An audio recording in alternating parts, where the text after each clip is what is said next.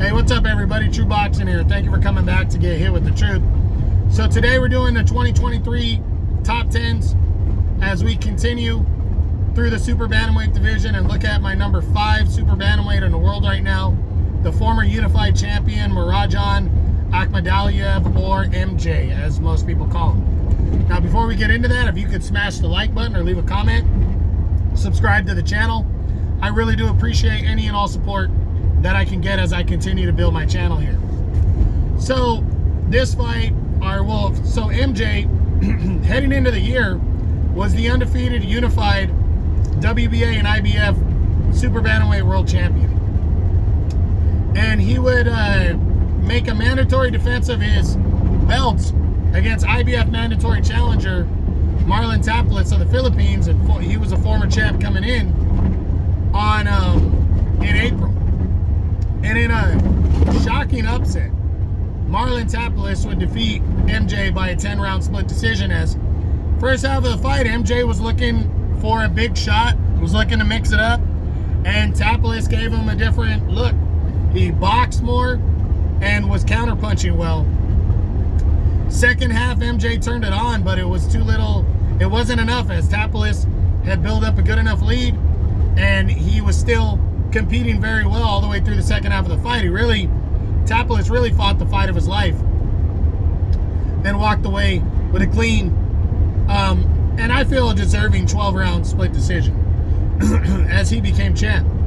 So MJ just went back to the grind, and because he lost a close one, the WBA approved for him to fight in a final eliminator when he took on undefeated Mexican Kevin Gonzalez in December.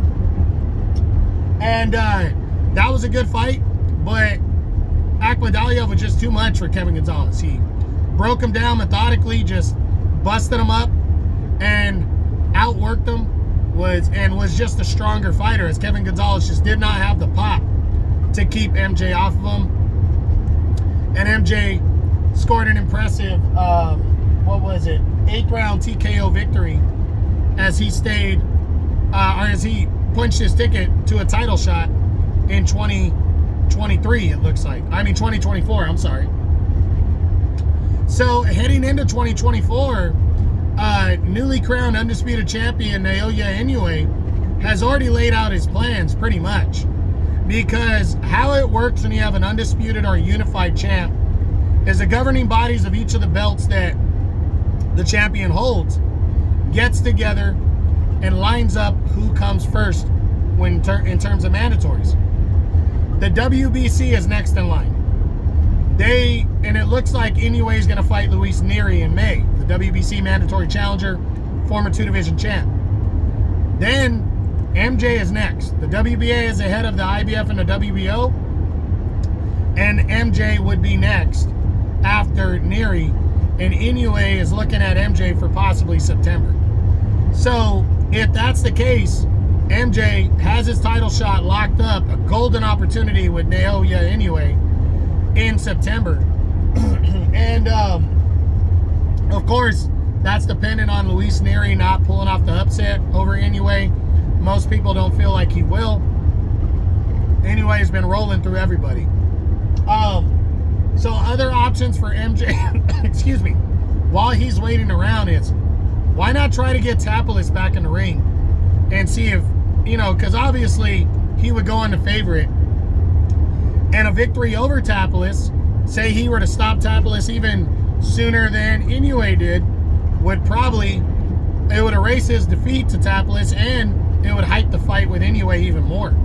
So I think that should be an option if he can get it. Other guys in the top 10, maybe an Ionut Baluta. But if I'm MJ, I'm not risking too much, especially when I'm second in line and I gotta wait about 9 months. And if he doesn't want to do that, just take a tune-up bout in the first half of the year to stay fresh, get some rounds in, and be prepared for that title shot. But it looks like he's gonna get it. So we'll see what happens. Inoue drops 3 spots from number 2 coming into the year. 29 years old, so he's still young, still in his prime. And overall, he's 12-1 with 9 knockouts now. And he's the WBA #1 and the IBF number 3 contender. So that's it. That's what I got. That's my 2023 year-end top 10s. My number 5 super bantamweight in the world right now at 122 pounds. The former unified champion, Murodjon Ahkmadaliev. Hope you enjoyed the video. If you did, smash the like button, leave a comment, subscribe to the channel. I appreciate any and all support. This is True Boxing. You've been hit with the truth.